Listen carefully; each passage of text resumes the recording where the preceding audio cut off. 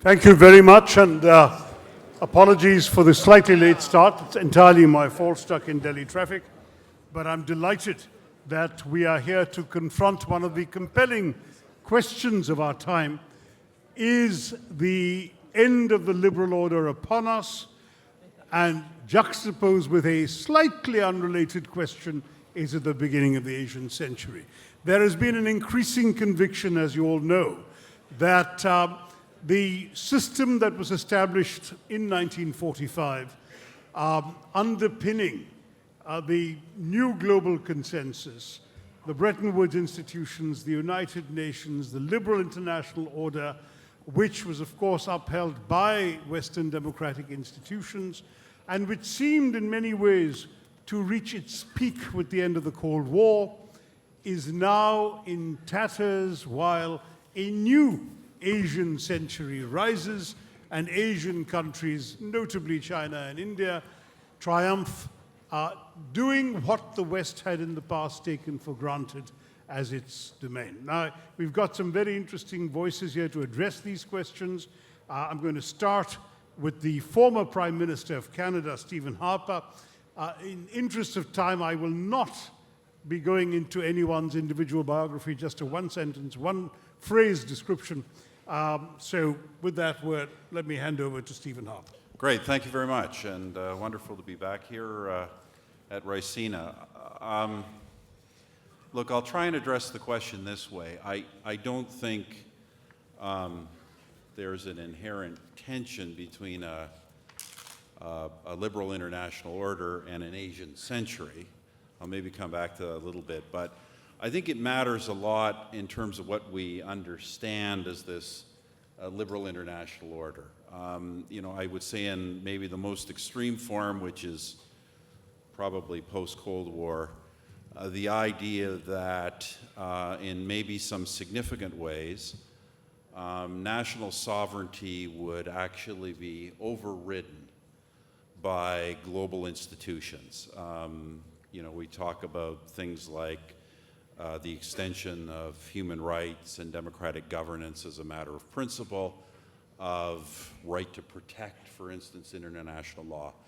I think the truth of the matter is that kind of view of a liberal international order has never really been one that's, in practice, been widely accepted anyway. Among some member states of the EU, there has been the voluntary surrender of sovereignty to supranational international bodies, but even in the West, I don't think that view has ever really been accepted by states, and is certainly not accepted outside of the West. Now, what you talked about in your opening comments, more the post-war period of not a surrendering of sovereignty, but institutions that embody an ongoing cooperative approach to sovereignty.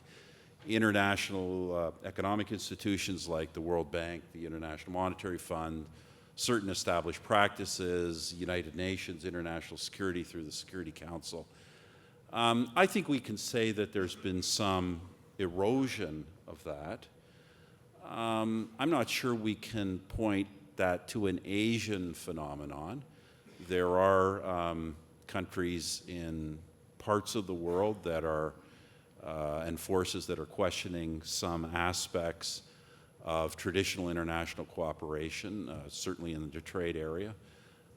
There have been well-known incidents of countries, how do I put it, try to put it diplomatically, of countries kind of ignoring established international rules in terms of some aspects of their foreign policy. I think, for example, of some of the Chinese activities in the South China Sea, Russian activities in Ukraine, and for that matter, I think you'd put the American invasion of Iraq in a similar kind of category. But as I say, I don't think that these this may be in some jeopardy, but I don't think we've seen that order erode. I think that by and large, the states of the world today understand that the health of the global economy and international security depend on a high degree of cooperation, on a fairly high degree of respect for institutions, and a fairly high degree of cooperative practice. I think the exceptions are there. I think there's some reason to be concerned about the Chinese exception. I do think we see, whether it's the Asian Infrastructure Investment Bank, some of Chinese approaches to trade, I mentioned the South China Seas, I do think we see a bit of a shift from the post-war order as defined by rules and institutions, albeit American-led, to a Chinese order that is more explicitly simply about Chinese national interest. It's not a radical change, but I think it's something we should be concerned about or should watch.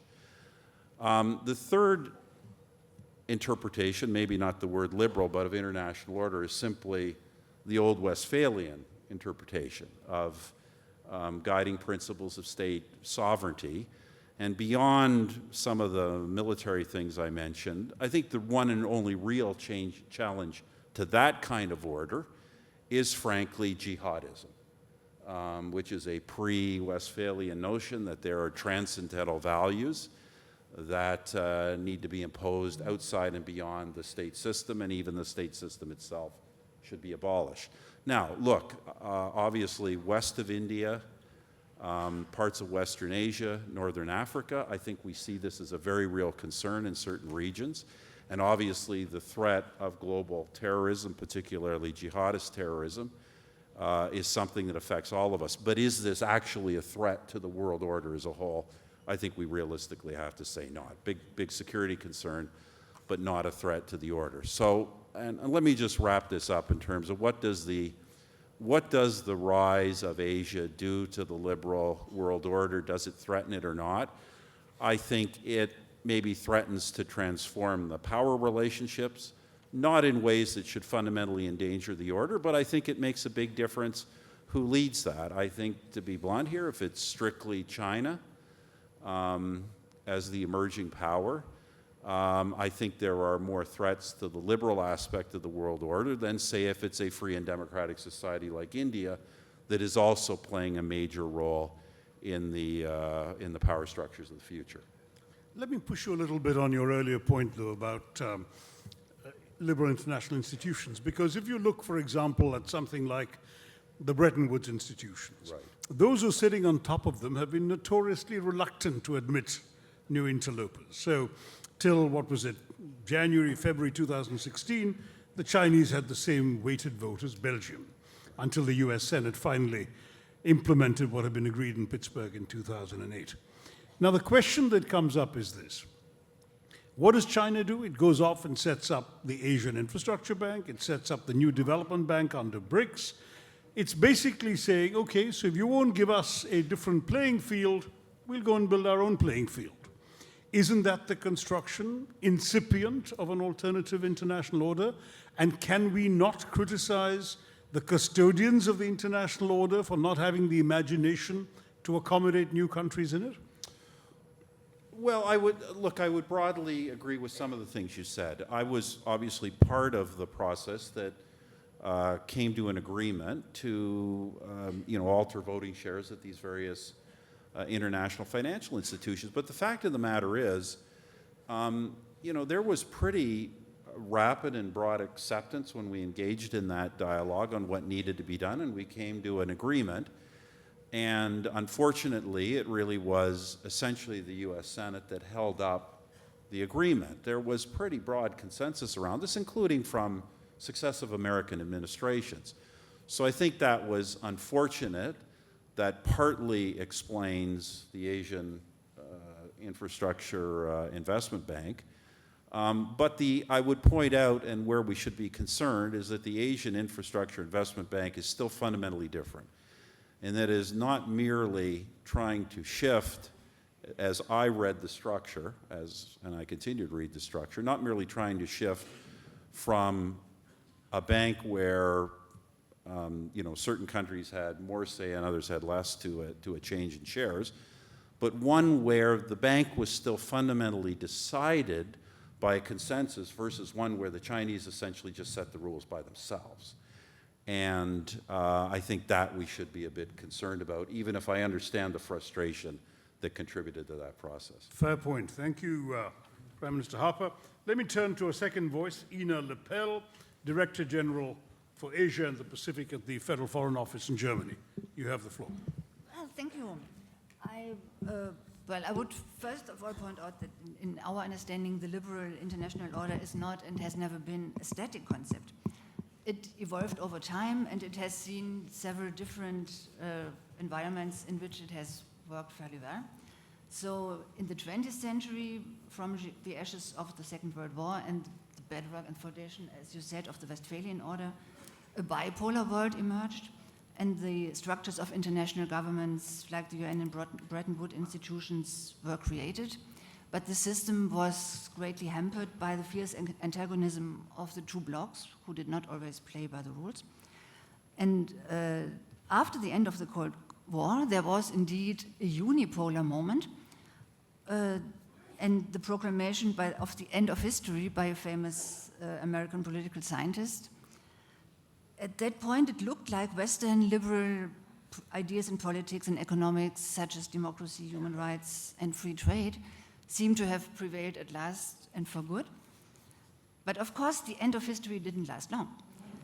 With the return of countries like China and India to their historical position of political clout and economic influence, the power and legitimacy of the West, in quotation marks, to shape the world and spread its values is increasingly being questioned. That has also been helped, of course, by internal developments in the West, like the Brexit vote in Britain or the America First reflexes in the US. And it becomes clear that the world is once again in flux, and not just because of the Eastern shift of economic power, but for a number of reasons. Some speak of a new age of disorder and instability, and there is that thesis of this panel that the dominance of the West and the liberal order associated with it are coming to an end and giving way to a new Asian century. But I would question that this is actually the case so stringently. And the other question is, what does the Asian century really mean with regard to political order? Even in Asia, there would be different answers to this question depending on who you ask. There is a more and more powerful China with its interesting mix of one-party communist rule and kind of capitalism. But at the other same time, we have India, the biggest democracy and soon the most populous country in the world, which is a very vibrant economy and democracy. And then we find countries like Japan or South Korea or Australia, which would certainly continue to mostly support the liberal world order that has worked so well. And of course, that would go for the Western countries themselves as well. And then there is Russia with its own concept of order in Eurasia and a somewhat classical thinking in terms of spheres of influence. And all these concepts of political order, all these value systems, and all these economic approaches seem to be quite diverse in this so-called Asian century. Thus, what we might see in the future is just an increasing competition and hopefully some overlap and cooperation of different concepts of order in the world. Free trade and multilateral cooperation in a rules-based system, however, have helped lift hundreds of millions of Asians out of poverty. And I think there are many things in favor of saying that these elements of the liberal order can no longer be considered purely Western concept, and I would be fairly confident that they will continue to be part of the Asian century. We should not take a too defensive view about defending the liberal order in the new Asian century. We also need to reform this concept of order. Because, as we have discussed before, especially the institutions no longer correspond to the global realities of today. And for such a reform effort, we need partners, and as Germany, in case of Germany, I would believe that India is an excellent partner for that. Since the international liberal order has proven quite apt at adapting to changed realities, I think we will just have to work and see how much order and how much liberalism there will be at the end of such a process.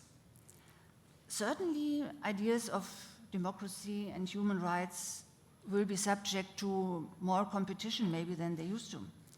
But India, with its democratic traditions, pluralism and economic vibrancy, can be a champion of the reformed liberal order. And ideally, this would happen with the reinvigorated European Union as a partner, which invests in its core interests and helps preserve a set of liberal rules and values in this coming more complicated and certainly, like our minister used to say, much less comfortable world. Thank you very much. Thank you, Ina. Let me push you on that last point, because you speak of a reinvigorated European Union, but you'll forgive observers elsewhere in the wake of Brexit, looking at the European Union as a somewhat shaky institution. Do you see the exit of the British actually reinvigorating the EU? Well, not in a direct sense, but I think it has been a very much needed wake-up call to see that this institution also needs some kind of reinvigoration. And I think this whole effort that is going on is showing that we really need to be more together and to work on the differences that are there. And I think slowly, also with President Macron, some ideas in that sense are coming, and they will hopefully work in favor of such a solution. Let's hope you're right. All right, let me turn to James Carafano, Vice President for Foreign and Defense Policy Studies at the Heritage Foundation, Washington. You have the floor. So the answer is no. Liberal order is fine. What's it going to look like in the future? I have no freaking idea. But I believe the catalyst for it is going to be born in the Asian century, but not because of the rise of China, but because of the four great liberal democracies, the United States, Japan, India, and Australia. And not because they're democracies. I mean, the United States and India have been the two world's democracies for like forever. We've never had very close relations. What's driven us together is the strategic convergence. And so I think it is the strategic convergence of the four countries which is going to lead the way. And let me give 4 reasons why I believe that from the American perspective. The first is the United States looks at allies and friends differently. We built up strong alliances during the Cold War, and then what we did is, because we recognized that these were special countries that we need to have special relationships in, we built all kinds of laws and everything else to strengthen that. And the result of that is now the laws define who our allies can be. So unless you're an ally, we can't do all these things with you because the laws say all we can't do. And I think this administration recognizes that's not working. We don't care what you call it. If we're a strategic partner, we have to do things together. The laws have to conform to our strategic needs. And so I think that obstacle is really going away, particularly if you look at relationships, for example, like the United States and India. We're going to be doing all the things allies do. We just don't call them allies. And it's not just in Asia. I think we see that in Europe, for example, with countries like Norway. The second thing is what I think what's really driving this is everybody fixates on the institutions and the structures, and these countries aren't waiting for the institutions and the structures to modernize and catch up with what needs to be done. And I think we really need to focus on what's really changing things, is much in the way the great power conferences after World War II really helped kind of shape that, and then they kind of dissipated and went away as institutions replaced them.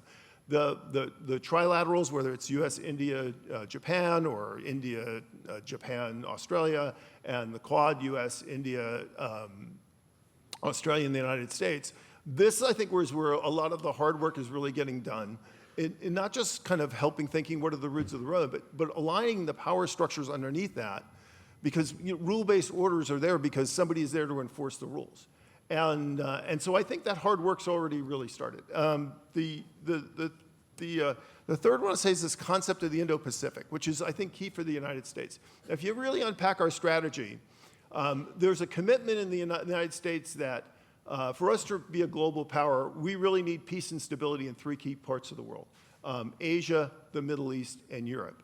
And I mean, that recognition is a strong, really, a commitment of the United States to to the prolonging of a global liberal order. And what's important about the Indo-Pacific concept is two things. One is it's a broader concept of Asia, of where the United States really needs to engage in order to be a true Asian power and be a real contributor to peace and stability in the region.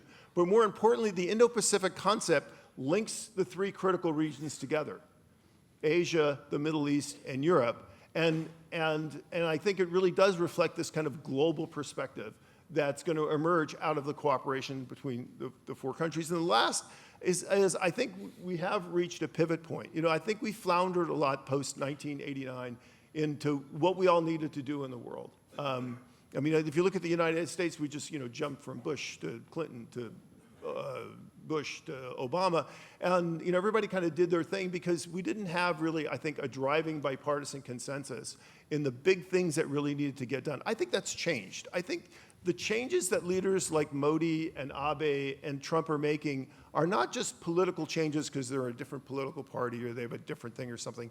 I think they reflect a growing realization of what the liberal order thinks it needs to do in order to sustain that. So I would say if Hillary Clinton were president today, eventually her foreign policy would not look terribly different from Donald Trump. It might take her longer to get there because there's a legacy from the past administration. But she would be aligning with leaders like Modi and Abe because I think this reflects much in the way we had this kind of clarifying moment between 45 and 55, not that we're headed for a new Cold War, but this clarifying moment of the big things that really need to get done. I think that's happening, and I think we're going to see less of the big flip-flops among those countries in their foreign policies going forward. But see, I want your job. This isn't fair. You get to ask the really hard questions. That's right. So I got the wrong job on the panel. Well, and you're at the opposite end, so let me ask you right away. Are we not at the same time, you talk about the importance for the US, in the interest of global stability, of peace in Asia, for example, and stability and predictability there, but isn't the US in the process of retrenching a little bit from the world and thereby diminishing in its ability to determine the course of events in Asia or indeed in any other far-reaching corner? I thought I was going to get the tough question. I mean, no, of course not. Look, I would say, this is the president's national security strategy. I mean, so one of the criticisms, as I say, is, okay, it's a big, long document. He probably hasn't read it. He's just going to do whatever he wants. I mean, that is false. This is the president's document. This is the president's vision of what the United States government is going to do. You read through those long, and the reason why it's so long, against my advice, was because they really felt, because you cannot get a sense of what American foreign policy is by tweets and comments and everything else. Tell me about it. Read what we're actually going to do. So I would say if you read that document and then you come away and want to argue with me that America's in retreat, then we can duke it out. But what about the resources to sustain that document? Well, that's a great question. So I think diplomatically, just kind of all the hub, I actually think we're going to be in a better place. I don't think it's about a retreat from soft power. But the structural realignment that's going on is about making American statecraft truly match up with what America's interests are. So I'm actually more sanguine on that. I'm actually semi-optimistic on the trade front because I think in many ways our trade policy will wind up being more traditional than people think. And I think we're in for some exciting things in terms of some of the other instruments and how we do economic engagement, particularly about engaging our private sector in that. The one where I actually marry worse is on the military front. I mean, and the State Department's budget, too. No, I'm not worried about the State Department's budget because it actually hasn't gone down. But if you look at what the national security strategy calls for, which is to be strong in Asia, be strong and engage in the Middle East, be strong and engage in Europe, that's awesome. But if you look at our defense strategy, it's not matched to do that. The defense strategy will be out soon. I'm not optimistic it's going to be matched, and our budgets aren't matched to do that. So if we keep running at this pace, we're going to run the reels off to that. So we don't need Reagan-era double-digit increases in defense, but we do need sustained increases in defense over time, both to modernize our military and get our readiness back up, but also to send a signal to the competitors in the world that the United States is in this for the long game. So the defense budget is the one I would watch to see if we truly will match our commitments to our aspirations. Fascinating. All right, let's now turn to Theresa Fallon, who's a Brussels-based analyst, director for the Center for Russia, Europe, Asia Studies. What a great job description that must be. I live in Brussels. It's a land of acronyms, and Eurasia was already taken, so it's Krias. First of all, namaste. It's such an honor to be here. I'm thrilled. I came to India about 30 years ago as a freshly minted political science major, and my volunteer time in India really taught me I needed to learn a lot more about economics. So this kind of was an inflection point when I first came to India, and I never dreamed that I would be here at Raisina, which didn't exist back then, but to talk about the difficulties of the global liberal order. So the liberal international order, if we look at the history of it, it's about 200 years old. And after 200 years, almost everything gets a bit creaky and needs reform. But the post-liberal, the post-war order is now 70 years old. And we do see rising powers, and we were all expecting them to have a role. But what we missed was that the democracies would be where the crisis is. Freedom House just released a report, and we all are familiar with the new authoritarianism in Hungary, Poland, the Philippines, and Turkey, China, and Russia, but the US made the list. Now, I don't think many people would have guessed a few years ago that the US would be on this list. So globalization success has actually created this unanticipated blowback. And there was one other question that we were asked on the panel, so I'm going to try to answer that, or at least my views on that at this point.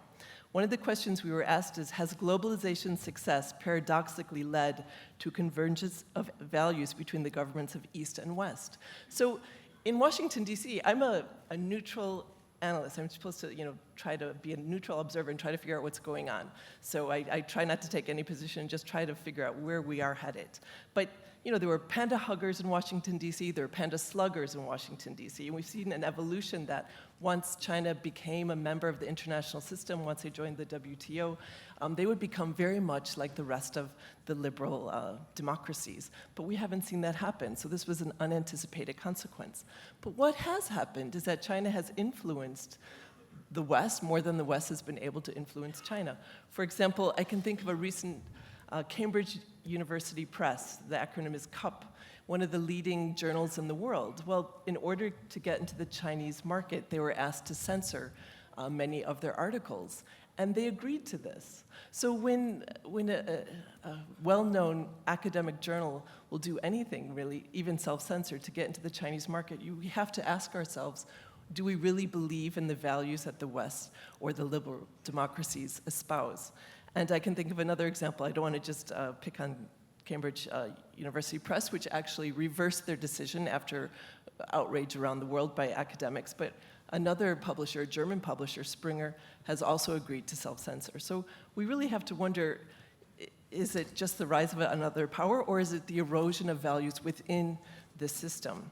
So I knew I was going to be speaking towards the end, and I expected the other speakers to fill these questions, so I tried to come up with another angle. So I just proposed 3 scenarios, because it's so difficult. It's such an uncertain time that we live in. So the first is, perhaps I called scenario 1, a crisis of transition. So the US-led political foundation obviously is eroding. We have a Trumpism turning inward. They're not as big of a player. So what will this new configuration of global power, what will it look like, the new coalition of states? We had that incredible speech yesterday with Netanyahu saying that the Indian prime minister, it was the first time in 3,000 years he had visited Israel. So, I mean, we have this interesting growth of new governance institutions, coalitions of states. The second scenario is a deep crisis. I mean, is this really serious? We're seeing, even within the European Union, or we've seen Brexit. We have a lot of fears about what's happening in Central and Eastern Europe with Poland and Hungary. We're also seeing internationally the global order is giving way to various mixtures of nationalism, protectionism, spheres of influence, and regional great power projects. So how is this all going to look? And then we also have, Davos this year is coming up very quickly. And last year, Xi Jinping, it was the first time a Chinese leader spoke there, and he came across in this kind of Alice in Wonderland looking glass world as a protector of globalization. Well, if you talk to most, and he got a standing ovation for his speech, But if you really look at what's happening in China and all these companies who want to do business there, it's far more difficult to enter China now than in the past. Chinese investments have dramatically increased in Europe, and Europeans are finding it far more difficult to do business and invest in China. So this idea of Tianxia, all under heaven, this kind of old vassal states, everyone turns to China. And under Xi Jinping's Belt and Road Initiative, some call it OBOR, One Belt, One Road, others call it One Belt, One Way, and another one is One Belt, One Trap. So we saw recently with Habontata, very important for India. In Sri Lanka, this port, they had so much debt. So in almost a repeat of what happened with Hong Kong, China said, don't worry about the debt. You just hand us sign over the port for 99 years. So this is right in India's strategic neighborhood. So we see a new kind of debt trap diplomacy that we hadn't anticipated before. And China, and most of the people I've spoken to, they all look at them with great awe. I mean, they're amazed by what they've been able to do in such a short period of time. And so I know I have just a couple of minutes here, so but I think that the Chinese model is not a model that the rest of the world finds appealing, and neither perhaps even Russia's model. So we have a crisis right now and transformations in the liberal international order. And then to just wind it up here, Thomas Hobbes warned that hell is truth seen too late. Now we've seen in three out of the four most recent Economist covers, we've seen pandas on them or sharp-powered China's unmasking of their united front work throughout the world. Australia has been focused on New Zealand. Confucius Institutes are around the world. Europe is, China has a great deal of influence in the Central and Eastern Europe. So we've seen that even if the EU, for example, after the arbitral tribunal decision, their hands were tied because of Chinese investments, and all they need is one or two states to actually side with them. And so the EU was unable to even come up with support for international rule of law with the arbitral tribunal decision in July. So if the European Union, which is really based on rule of law, is unable to hold these up, I think we really are in a very serious crisis. So to conclude, in Brussels, we're always talking about resilience because the EU global strategy, everyone's like, they even have conferences, what does resilience mean? So resilience is almost like the Belt and Road, it can mean anything, and it's very stretchy. But I think what we need to do now, and in a very important country like India, liberal internationalism will need to be rethought and reinvented. You spoke earlier about reform. I suggest for your next conference, we should have a panel on the reforms. What really, it's nice to say we should reform, but really, how should these reforms be done? And so in the land of acronyms, I propose RAILY. Respond to technological change, shifting demographics and modernity. So we need a rejuvenated liberal internationalism, or you can substitute resilience in there. So to conclude, John Eikenberry recently wrote, "To bet on the future of the global liberal order is a little bit like a second marriage, a triumph of hope over experience." Thanks.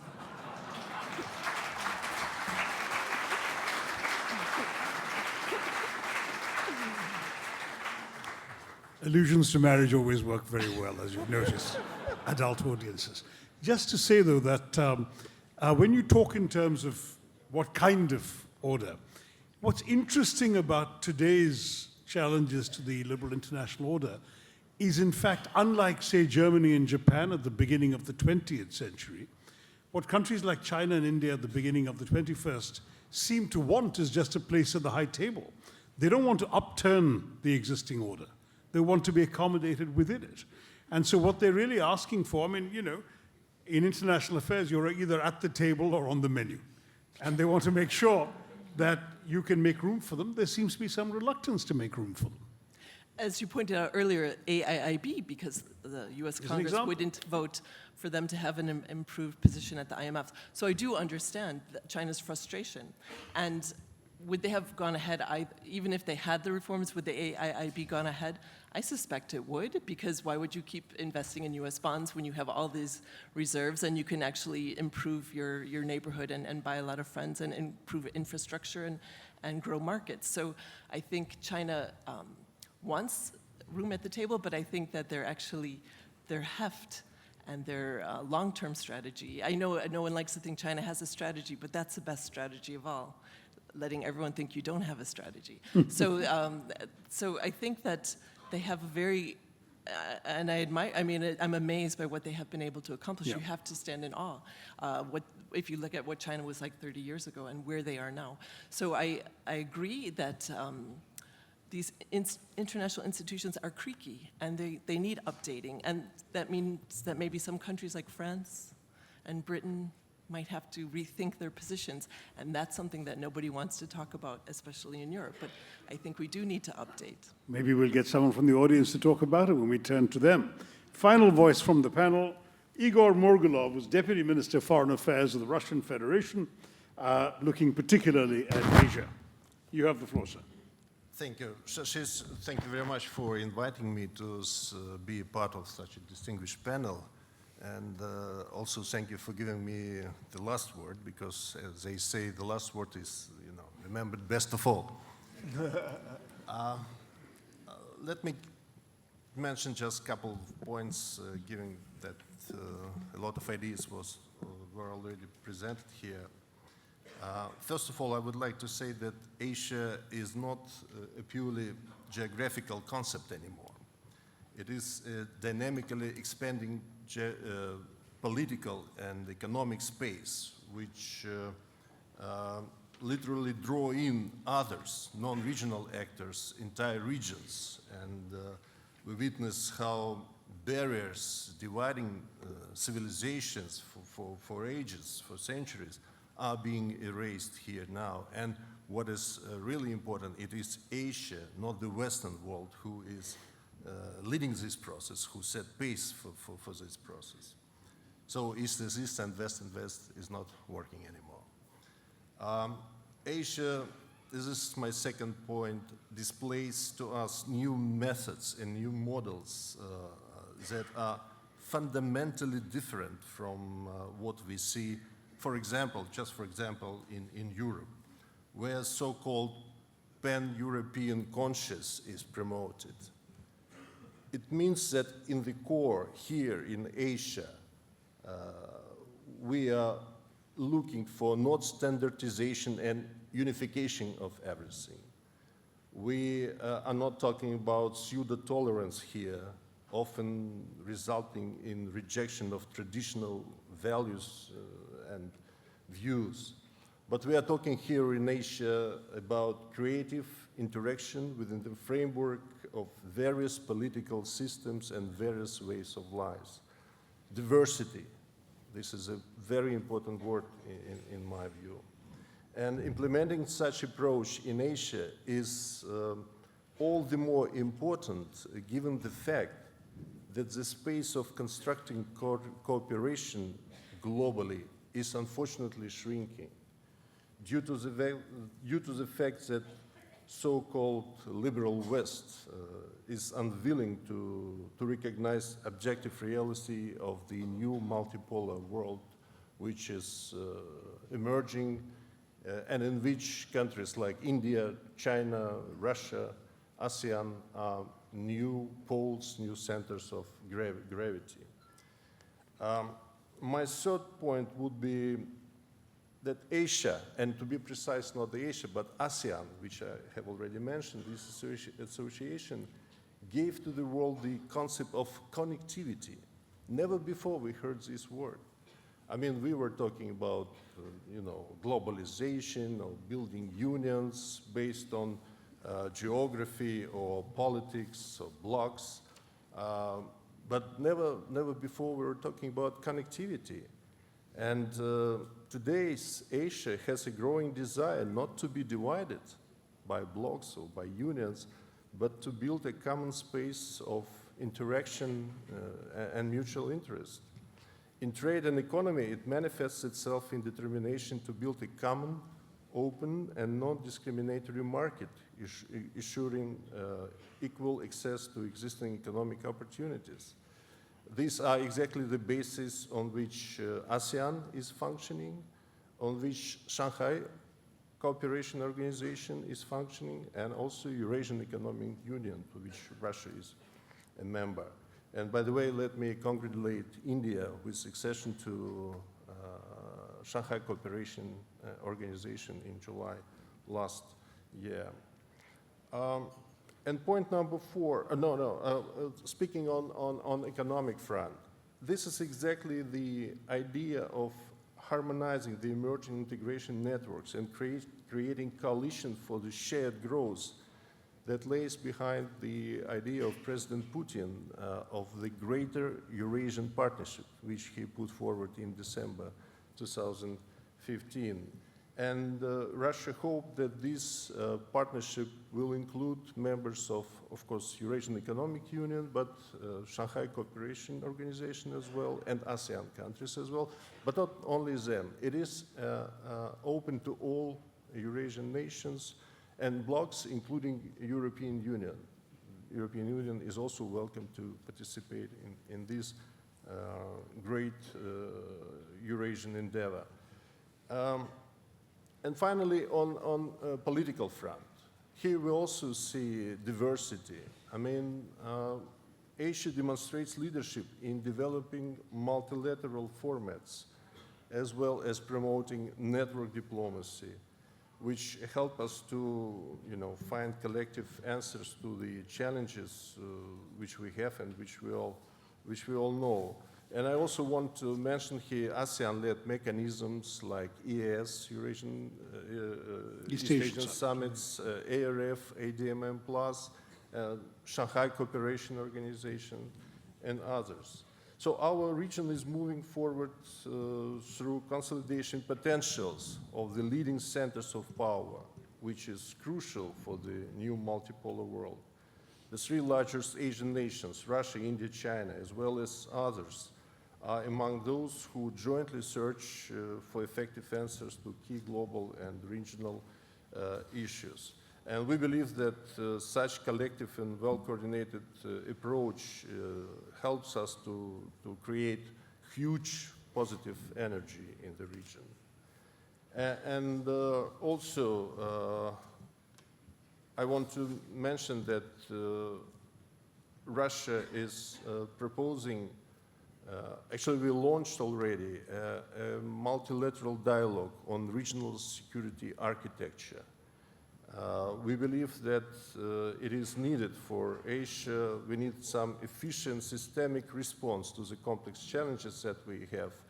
It can in particular take the form of the era of non-bloc Asia that requires, of course, regionally recognized rules of game. So Russia proposed to develop such rules of games, and this work has already started. We do it together with India, China, some ASEAN members in ASEAN, particularly in Jakarta. There are regular meetings of permanent representatives to ASEAN Secretariat discussing this issue of regional architecture. And who knows, maybe one day Asia will set a good example in this field to say Europe, who once renounced the idea of pan-European security treaty, which Russia proposed. But if you were to look now at the global picture, one thing you haven't talked about, just a little over a year ago, we witnessed the election of the most pro-American, pro-Russian American president in decades. And yet we are seeing Russia-America relations in rather bad shape. Can you envisage a rejuvenated global system without the Americans and the Russians talking constructively to each other? Yeah, but you're right. Of course, we need good Russian-American relations. And as you know, my president on many occasions said that we are ready to have an equal, mutually respectful relations with the United States, and we are open for the constructive dialogue. In some sense, I agree with you that obviously, the world requires such normal relations between two major powers. But at the same time, speaking about Asia, I would like to stress that what is important here in Asia, that we are developing relations with big countries like China, India, ASEAN, others, without any, looking after what Americans are thinking about this and what they will be doing to counter this. Our relations with Asia has its own significance and importance. So for us, it's a matter of our strategic choice, not a matter of how it will, be reflected in our bilateral dialogue with the United States. Okay, well, that's a striking thing. Now, we're going to open it up to the audience in the remaining 10 minutes. As you know, the Raisina Young Fellows at the back there have the first two questions, and the rest of you can contemplate yours very quickly. I'll first ask Christopher Elms for his question. Please tell the panel who you are, and if you want to address your question to a particular panelist, do so, or just cast it into the open air and we'll see who'd like to answer. Sure. I'm Chris. I'm a diplomat at the U.S. Embassy here in New Delhi. My question is to Mr. Carafano on the world order in the Asian century. The national security strategy notes that we will continue to lead and defend our interests in international institutions, but that post-World War II institutions need reform. You noted how we are pursuing our interests in the Indo-Pacific with our democratic strategic partners here. But Dr. Theresa noted to Prime Minister Harper how the West, we, the United States included, have been reluctant to cede power in these post-World War II international institutions. Should we be more aggressively pursuing reform of post-World War II institutions that protect our interests and those of our allies and partners, or should we be more aggressively pursuing the interests and strategic partnerships in the Indo-Pacific? James. Yeah, so great, thanks, because I get to use my line. I actually think this narrative that the problem here is people just didn't get a seat at the table is getting pretty thin. I don't think people are really buying that anymore. We all used to have panda huggers and panda haters, and now the panda huggers are hugging the panda haters. At best we have panda skeptics and panda haters. So the answer is, I think it's going to be a bit of both.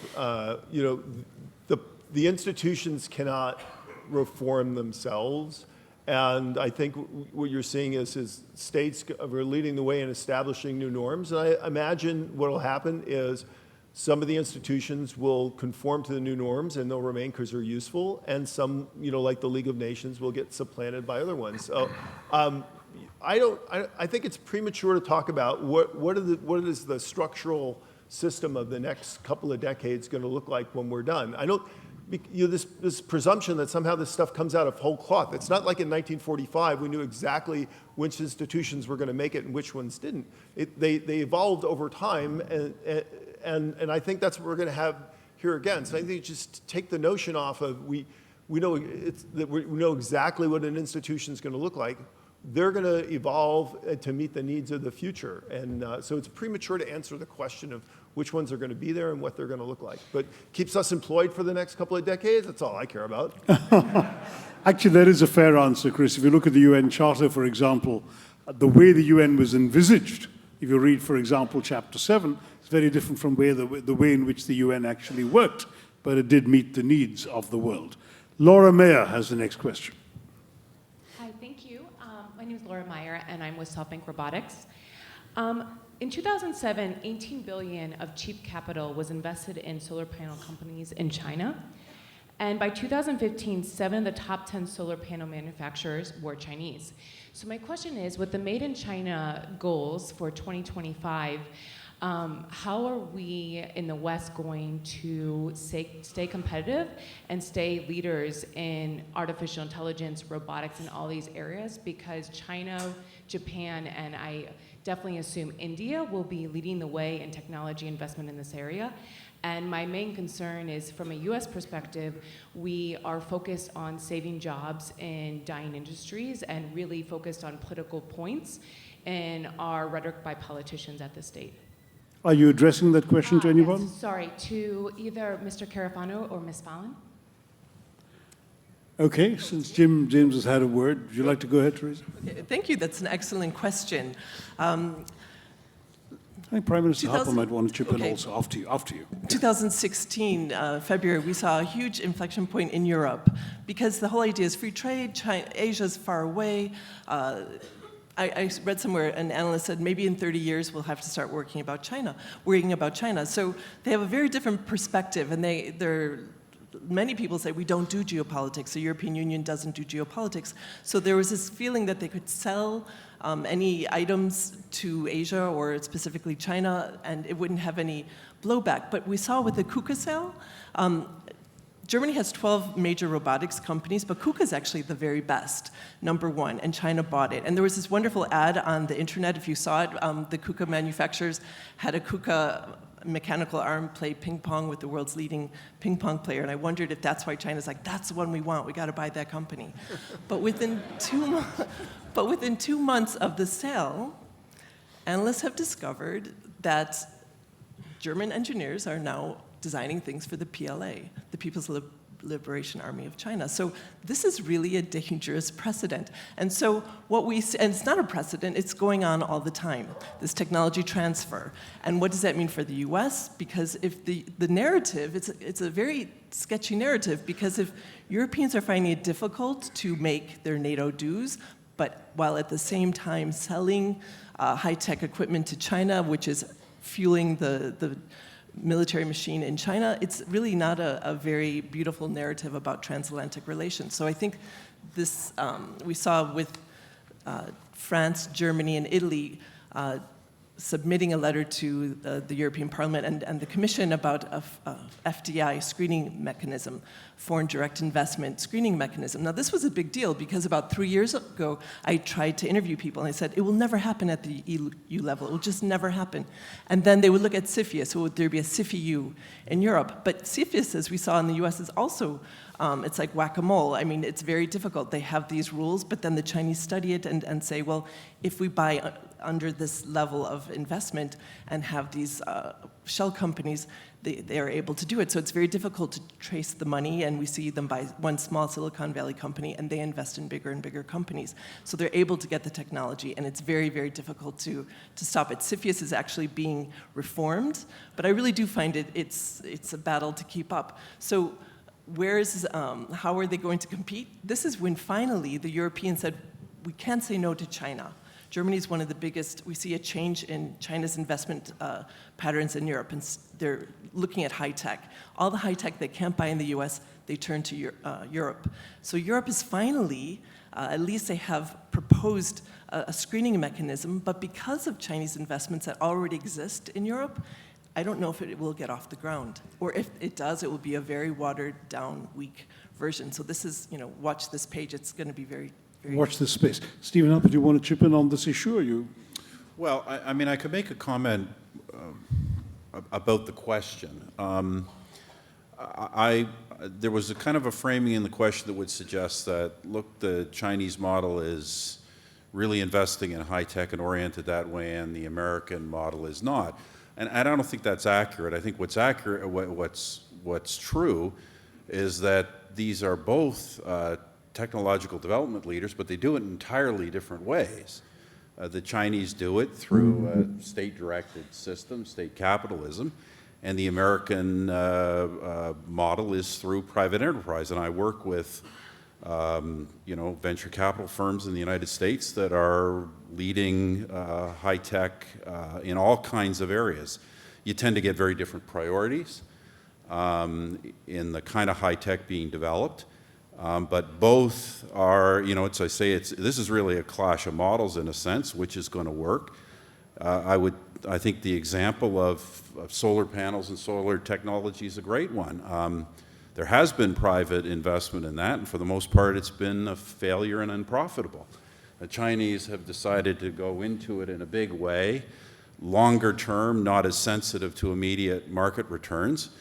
A state capitalist model gives you that kind of scope, so it gives you the scope in a sense to make breakthroughs over a longer term that maybe a market-oriented and genuinely private sector system couldn't do, but it also has the capacity of making enormous failures that aren't corrected for a long time. So I personally would continue to bet on, in terms of resilience and in terms of long-term outcomes, on the American Western type model of technological development over that, but time will tell. It's a fascinating debate. Do we have anyone standing at any of the mics? You have to walk up to the mics there. I can ask you to do so. Is there a lady already at the mic there? Yes, go ahead, ma'am. Hi, my name Sorry, is we only Christine. have time for 2 questions, so whoever is keen, you get the next one. Yeah, go ahead. My name is Christine Chang. I'm from King's College London. And I just have a broad question following up on some of the comments that were made during this session around how do you get countries that have power from that post-World War II order to give up power? Right, so this was a discussion that had happened earlier actually in regards to gender. How do you give people, how do you give the incentives and set up the incentives for those who have that power to find in some way reasons that it is actually in their interest to reform that order? And That's I think right. that's So when emerging powers are coming, will there be submerging powers on the other side making room for them? Tough That's question. right, and I'd like a sharp answer to this as opposed to a roundabout answer. Who wants to take that? Any volunteers? We're going to leave that question hanging in Well, the air. maybe I'll say something very quick, which is this. You know, obviously enlightened leaders will, when they see power dynamics changing in the world, will find ways to adapt to that. And as I say, except for the US Senate, I think on the one situation we talked about earlier, there was an overwhelming desire to do that. But the question that's going to be asked by many people is not simply recognizing the shift of power and being prepared to reallocate power, but people are going to worry about how that reallocated power is going to be exercised. And if the reallocated power is going to be exercised in ways that are inconsistent with traditional models of international security or traditional models of trade and trade access, then I think it's going to cause resistance to those kinds of changes. Fascinating. All right, young man there with the mic.